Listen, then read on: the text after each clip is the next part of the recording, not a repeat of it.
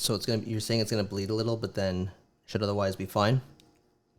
Well, the listeners will get to be able to tell now because, I just Really? hit the record button, right? Okay, gotcha. Okay, so this is one of those cases where, as James was known to put it at the dawn of the version 2 era, just hit the record button and then see what comes out of our mouths. In some cases, it could be vomit. That could be the case when we do Anime North next week. But really, we're just here right now to test out the old equipment along with the new equipment because, frankly, we haven't tested the old parts of our equipment in more than 2 years. So Kevin and I are here back in the 6 Points studio, or whatever we call it here. And this is the first time we're doing any sort of in-person recording in more than 2 years. Probably close to 2.5 now. Right? Really been that long, eh? Because the thing is that I don't remember if we did record in person in 2020. Once. That just as just before the pandemic happened in early March. Oh, it's even early March. Too. Yeah, when I think it was just the three of us, me, you, and Mo, and we just sat around the Yeti mic that you're now in possession of, right? And because this is the thing about doing the live action versions of our recordings. To most of our long-time listeners will be familiar with how we do this show. But the newer listeners, of which who knows how many there are. At least a couple, I imagine. Like we often like to give a little insight as to how this show is produced. And we haven't broken out the old equipment in years. If you ever look at the logo of this podcast, you'll notice it looks like a studio microphone on a very, very ornate looking stand. And that is actually the microphones that we use. Many years ago, Angela, I asked her to draw a picture, like come up with logo concepts. And I asked her she suggested, if I remember correctly, just a picture of the microphone standing by itself with a pair of my sunglasses on it. An homage to Bob McCowan, one of the inspirations for this show. And that's the image one of the images, or the image that has endured, I guess, over the years. We had another one, but no, the microphone is the one that we always use. Kind of generic looking, but unique in its own way too, because how many use these heavy-based stands normally? I never knew about these type of stands until I laid my eyes on one, and this was suggested to me way back in 2006. And really, they're not relevant now, and probably unnecessary. But this is just the way things were back then. Yeah, I can't imagine most amateur podcasters even using this kind of equipment. Today. It depends. Like, if they get more established, then they probably do. Because I know some of the podcasts that I listen to now eventually got big enough so that they become sponsors and make a bit of ad money that way now. Yeah, that's part of the game that I'm still trying to learn all these years later. But then I think one of the things you really need to do is have frequency. Be able to constantly churn out episodes. And frankly speaking, life does get in the way. The parts that actually pay. The parts where you can actually make a living to enjoy these type of hobbies. Where for most people's, a dream would always be to make podcasting your living, right? Or at least your passions as you're living. It's just the case here. So we sit here now, and after about 2 years, we're just, Kevin and I and Mo and Jeff and James, we're setting up to eventually do an in-person version again at Anime North, but we haven't cracked out the equipment in 2 years. Not the mics. Since then, the board has changed. We use a Rodecaster Pro now.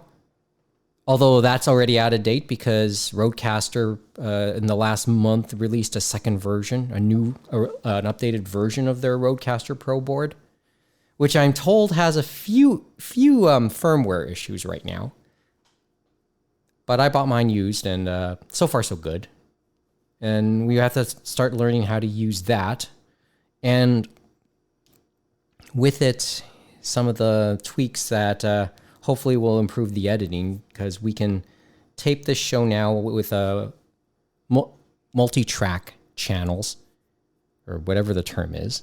Bottom line is it's easier to edit, and each of our voices are, in theory, on different tracks instead of one Uber stereo track that is next to impossible to edit. But that's some of the changes we have to get used to. As I said,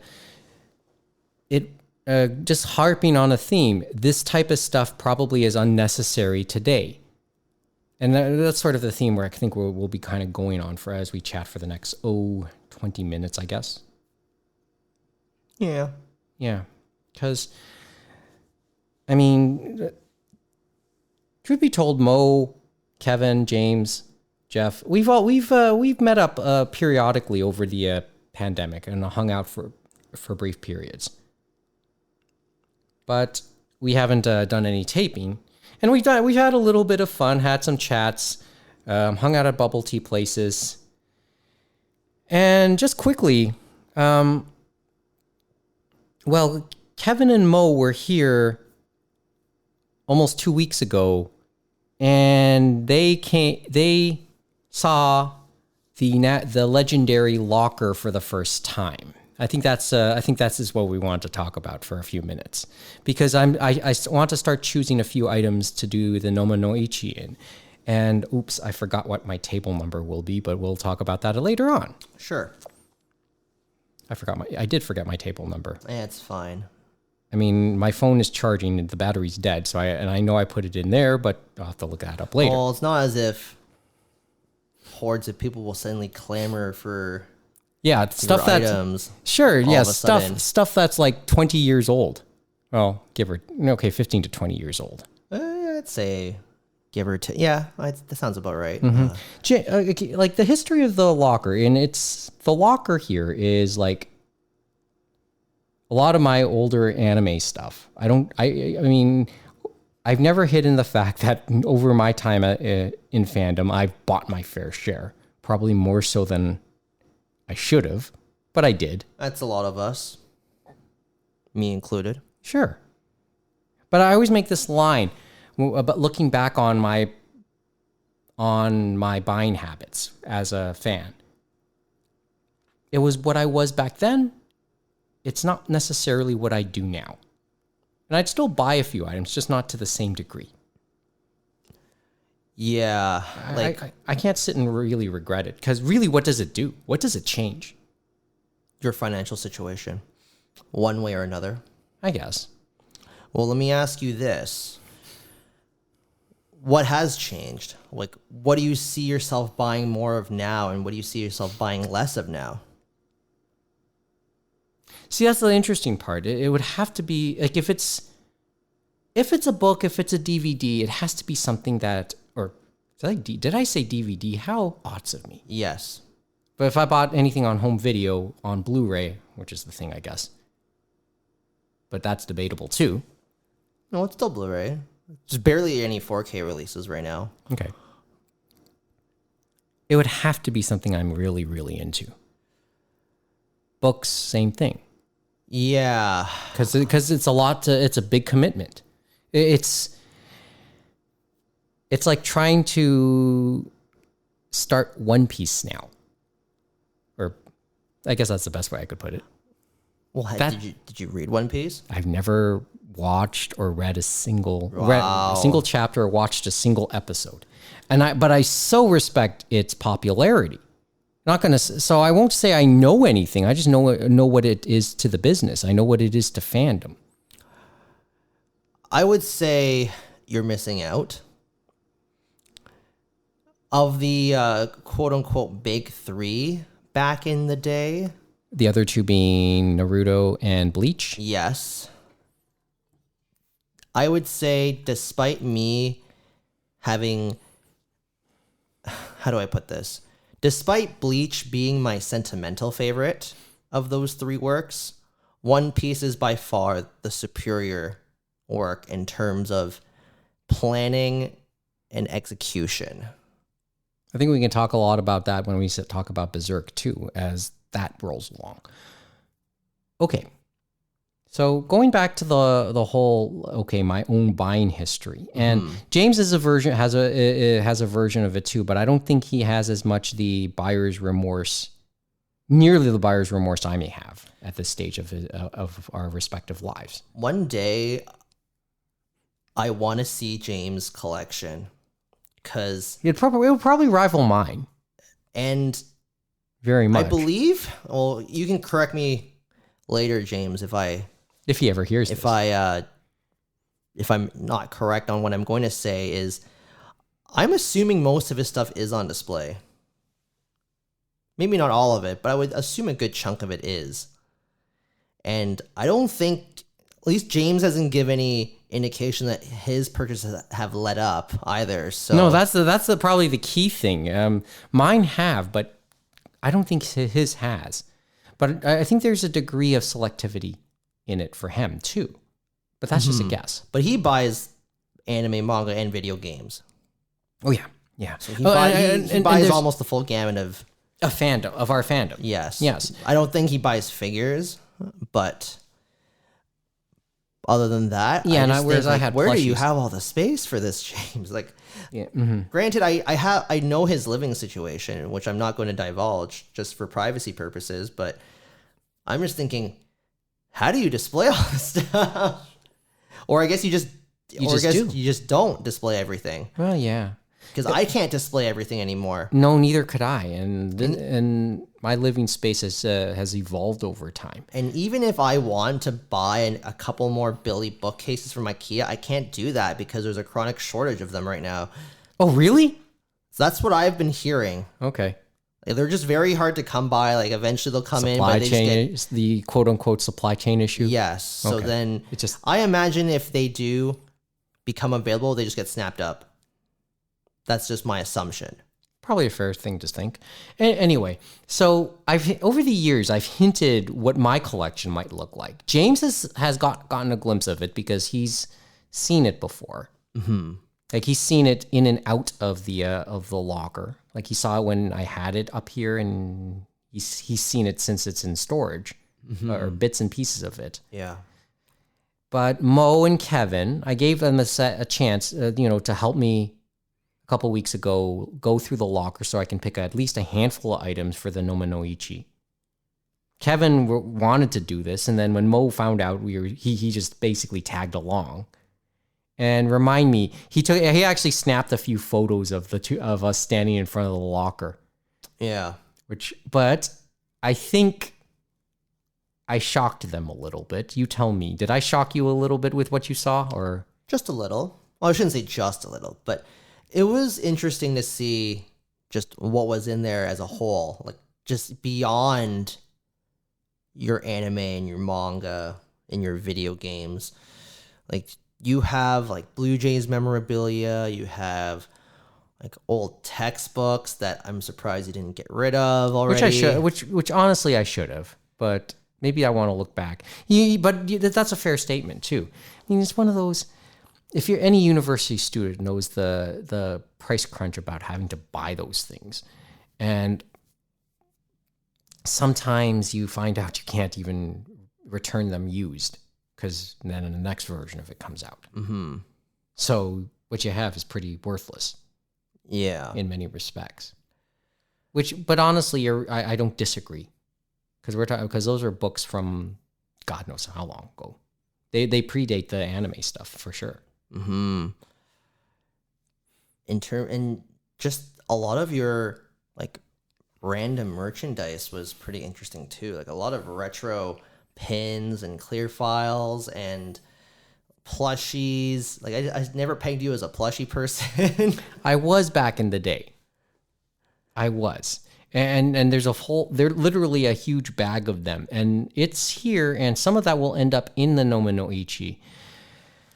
Although some people who bought items from me in recent years, I've been in contact with them, seeing if they're interested in some of these items, some of the plushies and keychains. And there's some interest. And whoever is listening, if that person's listening, I'll get back to them very soon. So they did get back to you when you reached out to them? Yes. Okay. And they're interested. So, but that's something we'll talk about off air. Mm-hmm. And yes, there are a handful of items, but not nearly to the same degree that, when I did the Nominoichi with you guys back in 2017, I think it was, because it was the year before Anime Roundtable returned. Ah, yes. Right. I mean, I had been hinting that I'd bring it back. I mean, I even did a couple pictures of the microphone in the locker with as I promoted my Nominoichi stuff. Yeah, I will say, I know we didn't go through all the video games, but yeah, you have some pretty valuable stuff in there, Mike. Yeah. Oh man, what was that? There was this one thing I took a photo of, and I'm trying to find it right now. It was a PS1 game. Oh, was it Elemental Gearbolt? I think it was. Yeah. I have that, and I have the gun cons that go with it for because they came with Time Crisis. I have Time Crisis, the PS1 versions. Yeah, Time Crisis, the 3, I think. Yeah, you have the Time Crisis first 2. 3. Yeah. And then I know you told me you had Rival Schools for PS1, and then couple he had Robotech Battlecry, which I didn't even realize had a special edition. Like I remember that thing from like ages ago, just sitting at Walmart's. What else? I think you had a couple of Soul Calibers in there that were special editions. Yeah, let's go for a bit. Yeah, interesting stuff. Yeah, the Gearbolt just looked expensive to me. I just thought. I just remember getting that used because I remember I saw that and I thought I vaguely recall this being expensive nowadays. You have a lot of older DVD sets, which have since been re-released. Let's be honest. Yeah, a good chunk of those have been re-released. This was around the time when I was collecting DVDs too, on a bigger scale, because that's one of the things that I rarely buy nowadays, home media, and pretty good manga selection too. A lot of intriguing older Dark Horse releases. You have some of those Kodansha bilingual editions that I've heard about in the past, but didn't really know if those existed. And then just complete runs of some older stuff too. I was like, oh, okay. We didn't go through the whole thing, but we barely went through a quarter of it, to be honest. But I remember we went through a good amount of that, and I was telling you how some of these you should probably save for eBay. Okay. So I know we'll continue the dive at some point. Mm-hmm. I think that's a safe bet. Well, it's all up to you. Yeah, whenever time permits. I feel like I know you're obviously busier. You're a busy guy now. I think for me it's just if I want to get rid of something, I try to be Well, we've gone through this conversation before, though. You're very good at handling the secondhand market. I try to update things when I can. Okay. So I do still follow most news sites for physical media releases. So for example, I've talked about this in the past. I don't remember, but I remember like hearing that Funimation was going to re-release Paranoid Agent on Blu-ray, and I had the DVD set, and that went for pretty decent money. So I thought, well, time to get rid of this. So I did. I remember when Giant Robo got re-released by Discotech. I was like, well, gotta sell those DVDs. So I did. You're good at it, though. And this goes on and on. Most, like, sometimes some manga gets re-released. Like I remember when Monster was getting the omnibus treatment, sold that set off, but then I never did rebuy it. Just got lazy rebuying it, and actually those singles still go for a lot of money because a lot of people don't like omnibus releases. Some people do like the single releases, even if the translation got a bit updated, or even if there's color pages now, or even if they added some special little features in the new release. Some people just like having that smaller book. So, people's preferences in the end, right? Right. Anyway, okay, so I know we'll talk about this a little bit more. As I said, the purpose of this test is this chat is just to test the microphones and test the new board. And let's just say it's not a disaster, but there's a few things technically I'll have to re-examine in the near future, and hopefully we will get another chance to test it just before Anime North. Okay. I don't want to talk about what's coming up for us at Anime North because I get the feeling we'll do one more recording of some sort, whether it's somebody doing it on my mind. I know we do have at least one on my mind to come. Oh, really? Yeah, I'll tell you about that. I'll tell you about that off air, okay? Okay. And maybe we can do a space heater. So I don't want to go there now. And I don't want to talk too much of the news because everybody would want to pile in on the news. Anime Expo has just wrapped up as we're recording this. It is Monday evening, July 4th. Happy Independence Day to everybody in the States. And happy belated Canada Day. To everyone up here. Yes. Plenty of fireworks, to be sure. But I know, though, I just want to address it now because I know that one of the big talks from Anime Expo was, more than a year ago, they announced that Macross would start seeing overseas releases, and now we're starting to get a sense of that. Yes, Macross fans are eating well. This past weekend, they've been eating very well. Maybe the big surprise. So, I think the only real surprise in any of this news is it took this long for these announcements to be made. For me, I thought more than a year out after the announcement, I thought we would start to hear something about a licensing or a pending release before the end of 2021. I think that's the only surprise, but I guess these things you have to kind of work on. So, what the hell do I know in that sense? I was in more of a I'll believe it when I see it mindset. Yeah, and then and after that announcement a year ago, we really didn't hear much about it. So it was very much out of mind. Out of thought, out of mind. It started with the Robotech re-release that Funimation put out. And then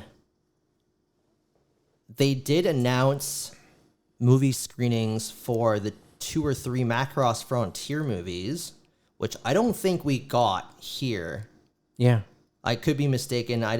It's Canada. I mean, Canada has been getting screwed. That's another story. Well, I would say the G Kids licenses, we do tend to get those screenings for the most part. But yes, when it comes to the Aniplex stuff, it's very spotty.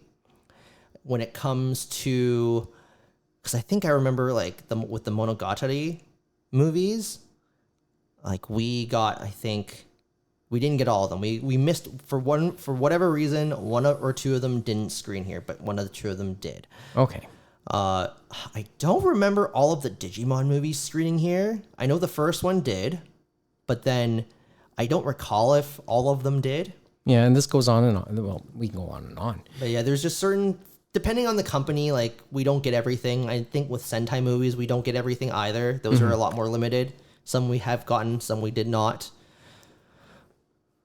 So it's just kind of all up in the air at times. And I know that when it came to Macross, I felt like, yeah, like I'll believe it when I see it. And then this weekend, or this past weekend, it was when we got almost everything back. Almost, except the original series, really. So, well, the original series has been released. Where does it sit now? Does it still sit with the remnants of ADV with Sentai? I assume that ADV doesn't have that sub-license anymore, because that was done in conjunction with Harmony Gold. Mm-hmm. And then that got renewed, like as in Harmony Gold retains that Macross name, like that trademark. So then they're the ones that would have that kind of hold the master license to like anything tied to OG Macross. So that's why Do You Remember Love was not amongst these new licenses. Mm-hmm. I know Seven and Frontier are. Yes, so we have to be brief because we'll have to end in the next couple minutes. So basically, I think it's Anime Limited in the UK has Frontier and Delta. So those will likely be coming out through Shout Factory here, because they did say they have the license for it for North America as well. Nozomi has Macross 7, which was long thought to be unlicensable because of the music rights. Macross 2, I believe, is going to Animigo. And Macross Plus as well. I think they got it as well. Anime Limited is Macross Plus. Okay. And then, yeah, Macross 2 is Animigo. And then, let's see. Okay, Frontier and Delta is actually through Right Stuff. So my mistake there. And then and 7 on top of that. Mm-hmm. Who's putting up Flashback? Was it Flashback that got the screening? I think Flashback got the screening, but those are the ones off the top of my head. Okay. There were also a lot of interesting manga licenses as well. We'll try and do this quickly, but I think the ones that caught my attention, just to sum it up, were Oshinoko, which is a new popular series. I think it runs in, was it Young Jump, I believe? In Japan, I believe. So that is drawn by Yokoyari Mango, who did Scum's Wish, and the writer is Aka Akasaka, I believe, who does Kaguya-sama. Oh yeah, okay. So people thought it'd be a Viz license, but went DM Press instead. So that was curious. Especially since we were talking about DM earlier, or were we not? Mm-hmm. So maybe it was because Yokoyari Mango has that connection with Yen Press through Scum's Wish, or maybe they just bid more money on it. Mm-hmm. Who knows? Because it doesn't seem like it's always first right of refusal for Viz and Shueisha anymore. It's kind of hard to say because we'll never truly know. Do Not Say Mystery by Yumi Tamura. That's creator of Basara. That's going to 7 Seas. That was a lot of shoujo and josei fans were clamoring for that title, and that finally happened. I think Lemon Cream Soda is another longer running shoujo work that went to Yen Press. Mm-hmm. What else? There's a couple other things that I just can't remember off the top of my head, but it's okay. It's too fresh now, and we can, as I said, we can spend a little bit more time, I think, in coming episodes. Yeah, but maybe. it was cool to see like some of the chatter online when it came into this kind of stuff. Just because, in terms of my buying habits, I buy manga a lot more often nowadays than anime. So, yeah. Just to answer your question in terms of what would I purchase, what would I put my money on in the anime and manga industry these days? Probably just subscriptions. So just streaming, really. So I have no problems purchasing another year of Crunchyroll when it comes down to it, and I'm seriously considering at least a manga subscription of some sort, probably Shonen Jump. at some point in the near future. I mean, my Crave subscription's about to run out. I hardly used it, but I only had to pay a month for it because it was a promotional offer for past subscribers. Oh, okay. So it's $1. You know, what am I going to buy for $1? A Frosty? Yes. Yes, which we'll probably do in a couple minutes. And you know, just leave it at that. But there's so much other stuff to discuss, but so little time tonight. And as I said, all I really want to do is test the equipment against the new board, and then we'll have to figure out ways to actually bring it to Anime North. So we'll leave it at that for now, and maybe we'll be able to test it with the others within the next week as well. But yeah, thanks for the time, Kevin. You're welcome. Hopefully we'll be able to do a little bit more of a deep dive. Remind me to put up those photos. Mo did send the photos to us from the first locker dive. Yeah, they don't need to go up. Yeah, we look like a bunch of idiots in front of the locker too. Especially since Mo wasn't in the photos. So he was the one who snapped them. So that's why he's encouraging us to put it up. Anyway, thanks for that's all we got to chat about for the next little bit. So hopefully we'll be able to put up a little bit more just before Anime North, and then of course the Anime North episodes. Look forward to seeing everyone there. But in the meantime, we need your feedback. And we'd like to hear from you. So if you want to get in touch with us, you can get in touch with us through our socials. We are on Twitter and Instagram at Anime Roundtable. AnimeRoundtable.com is our website. Severely needs to be updated, but that's our official web presence. And if you want to email us old school, at animeroundtable@gmail.com. Yes, and you know the usual, rate us if you love us, or if Thumbs up, you hate thumbs us. down. Yeah, thumbs up or thumbs down, 5 stars or less. We like to know that people are listening. Yeah. Oh yeah, and Twitch, YouTube, we'll try and do something there in the near future too. I'll believe it when I see it. Yeah, so will I. Well, I'll believe it when we're able to do it anyway. So, yeah, give us a check out when you can. Anyway, that's a good half hour of something to put out there. We'll talk to you hopefully in a couple days. All right, have a good night, everybody.